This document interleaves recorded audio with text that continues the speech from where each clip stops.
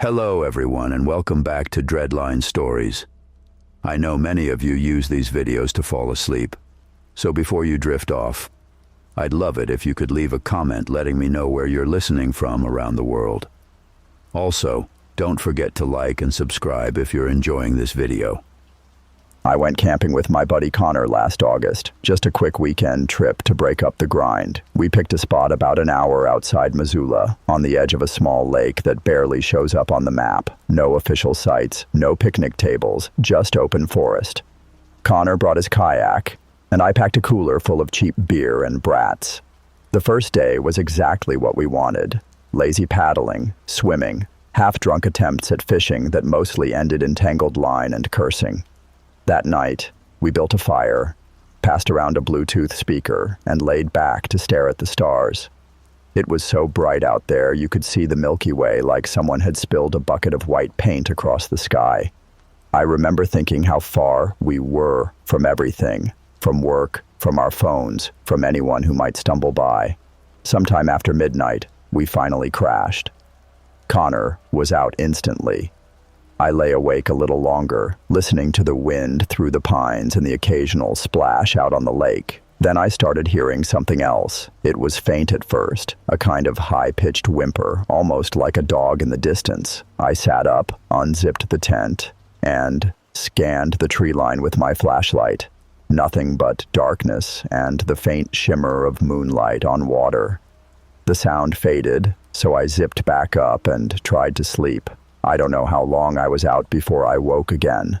This time it wasn't the sound that did it. It was Connor. He was sitting up in his sleeping bag, staring at the tent wall.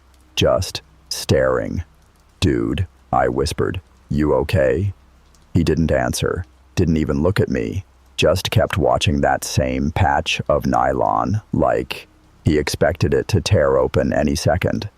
Then, in this weird, hollow voice I'd never heard from him before, he said, "There's someone out there, been standing there for hours." For a second, I thought he was messing with me, some late-night scare to make the trip more exciting, but the way Connor's voice cracked, how rigid his shoulders were, there was no prank in it. I crawled over and carefully pulled the zipper down an inch. Cold air rushed in. I could see part of our campsite, the smoldering fire ring, our backpacks propped against a log, nothing else. "Man, there's nobody," I started. Then something moved, just at the edge of the tree line, a figure, tall and thin, standing perfectly still between two pine trunks. It was too dark to see a face, but I could make out the shape, arms hanging at its sides, head slightly cocked like it was curious. I snapped the zipper shut so fast I nearly caught my fingers. Neither of us slept after that. Connor sat with his knees pulled up, eyes locked on the tent wall. I kept my hand around the hilt of my camping knife, straining to hear anything over the pounding of my own heart. Hours crawled by. At some point, the first weak light of dawn started filtering through the fabric. I finally dared to peek out again. Gone. The figure was gone. The clearing looked exactly like it had when we'd first set up. Dew on the grass, little birds hopping around. It was almost enough to convince myself we'd both hallucinated the whole thing. Until we started packing up. I went to grab my boots from outside the tent and nearly threw up. They were filled with dirt, packed tight, like someone had dug up handfuls of the cold forest floor and crammed it into each boot, all the way to the top. I looked at Connor. He didn't say anything, just picked up his pack with shaking hands and started walking toward the car without putting on his shoes. We haven't talked much about that trip since. If he ever brings it up, it's in these short, clipped sentences before he changes the subject. I still go camping, but only at campgrounds now, surrounded by RVs and kids on bikes, where the worst thing you might see is someone burning their dinner.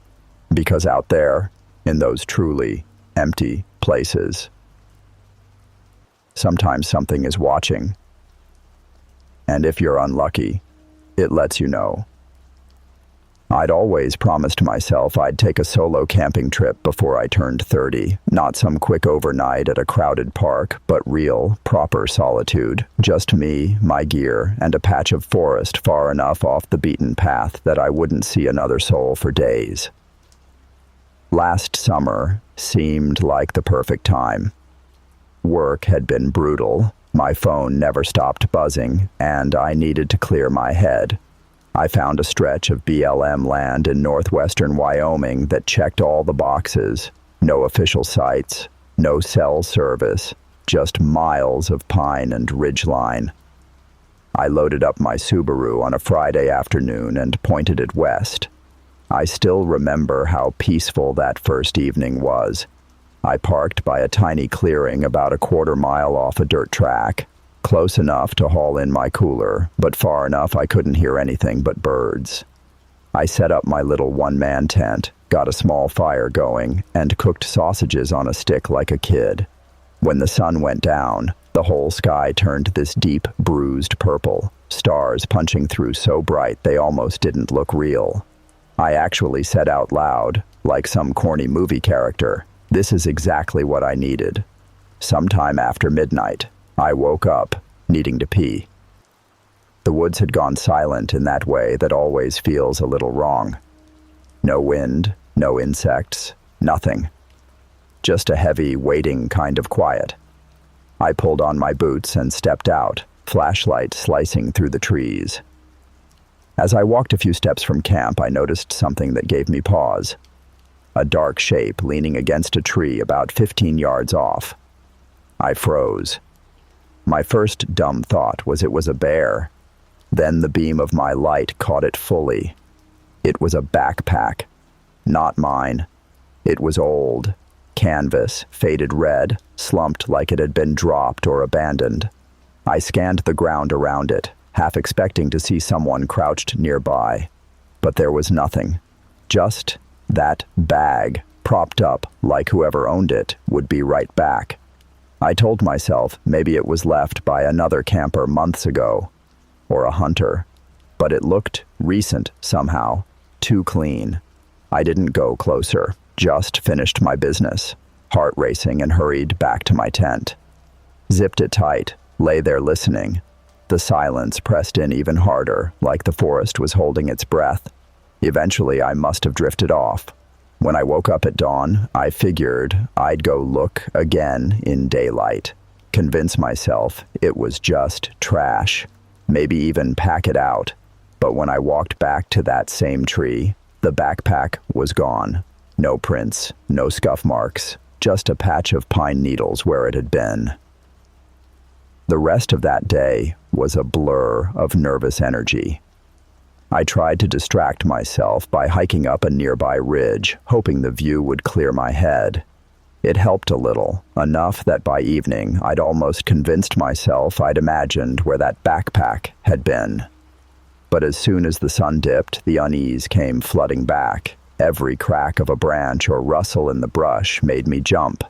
I didn't bother with a campfire that night, just ate a protein bar inside my tent and zipped myself in before it was even fully dark. I lay there for hours, eyes fixed on the ceiling of nylon, listening. At some point, I must have drifted off because the next thing I knew, I was awake again, heart pounding, like it had decided to yank me out of sleep.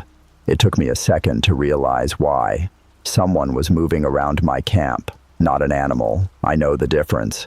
These were slow, careful footsteps, pine needles crunching, and then stopping, then shifting again a few feet over.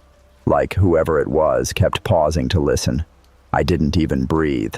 I just lay there, gripping my pocket knife under the sleeping bag, willing myself to be invisible. The footsteps circled the tent twice, then they stopped, maybe 5 feet from where my head was. For a full minute, nothing. Absolute silence. Then, so close I could hear the whisper scrape in their throat, a voice said, "Why'd you come out here all alone?" I nearly screamed, but the voice moved on, footsteps retreating into the trees. I lay there, frozen, until dawn began to lighten the seams of the tent. When I finally crawled out, the clearing looked the same. No sign anyone had been there, but tied to the zipper pull of my tent was a strip of faded red canvas. exactly like the old backpack from the night before. I packed up in under 10 minutes, didn't even bother rolling the tent, just shoved it all in the trunk and drove. I still go camping, but never alone, and never in Wyoming. Sometimes I wonder how long they watched me before I ever noticed that backpack. How many nights they've spent in the woods, waiting for someone dumb enough to show up by themselves. I never thought twice about solo camping. I've always loved it. The freedom, the quiet, being able to pitch my tent wherever the view was best without worrying about anyone else. I grew up around Idaho, spending more weekends in the woods than at home. So last September, when work finally gave me a few days off, I packed up my old Tacoma and headed north into the Payette National Forest. It was early fall, the kind of weather where it's warm in the afternoon, but the nights drop fast and you wake up to a thin crust of frost on the grass. I found a perfect little clearing near a creek, miles from any established sites. No other trucks, no distant campfires, just me, the sound of water, and a sky so wide it made my chest ache. I spent the evening fishing, then cooking a tiny trout over my camp stove. I remember feeling so damn content. I even texted my sister a picture of my little setup, lantern glowing, tent flaps open to the stars. She sent back a laughing emoji and said, "You're nuts." I'd last 10 minutes out there before imagining every axe murderer in the state. I laughed it off, because it's always funny, until it isn't. I woke up sometime after midnight. At first I couldn't figure out what pulled me out of sleep. The woods were deathly still, no breeze, no rustling. My lantern had burned out, so it was pitch black inside the tent, and for a moment I just lay there, half tangled in my sleeping bag, listening. Then I heard it again, a faint crunch, like someone stepping on dry pine needles. I told myself it was a deer, maybe an elk. Hell, even a bear would have made more sense. But there was a cadence to it, deliberate and slow. 2 steps, pause, another step, like someone trying not to be heard. I held my breath. The sound moved around the edge of my camp, maybe 20 feet off, then stopped altogether. I lay there for what felt like forever, heart hammering so hard I was sure it would give me away. Finally, I worked up the nerve to unzip the tent just an inch, peeking out into the black. My little fire had burned down to embers, barely enough glow to light up the rocks around it. Nothing moved, no shapes. No eyes shining back. I tried to convince myself I'd imagined it, that I'd half-dreamed the noise, jumped at shadows. I even managed a laugh, a shaky, embarrassed little laugh that sounded way too loud. Then, from behind me, on the other side of the tent, I heard a whisper, close enough I could feel the breath through the nylon. It said, "Found you." For a second, I couldn't move, couldn't breathe. My mind just blanked out, refusing to process that there was a voice right outside my tent, close enough to touch.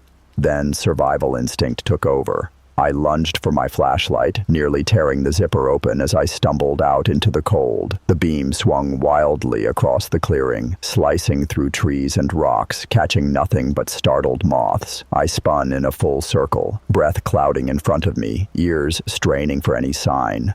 A footstep, a cough. Anything. The woods were dead quiet again, like nothing had ever been there. I stood like that for maybe 5 minutes, flashlight trembling in my grip, heart trying to pound its way out of my ribs. Finally, I forced myself to move. I kicked dirt over the last smoldering bits of my fire, stuffed everything I could grab into the truck bed, didn't even bother packing it properly. Just threw my tent in half-collapsed and slammed the tailgate shut. As I climbed into the cab and locked the doors, my headlights swept over the spot where I'd parked. That's when I saw them. Footprints. Clear as day in the frost-covered grass, circling my campsite. Close. Way too close. They weren't boots either. They were bare feet. I didn't wait to see anything more. I floored it, tires slipping on the cold dirt before gripping. I didn't ease up until I hit the paved road 20 minutes later. Even then, I kept checking my mirrors, half expecting to see someone step out from behind a tree and wave me back. I reported it to the county sheriff the next day. They sent a deputy to check it out, but said they didn't find anything. No prints, no signs anyone had been out there. Maybe the frost melted. Maybe I was so shaken I'd exaggerated what I saw. But I know what I heard. And I know those weren't my footprints around my tent. I haven't been camping alone since.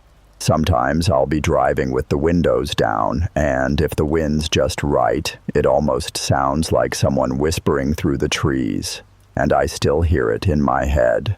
That breathy, almost playful voice right up against the tent wall. Found you.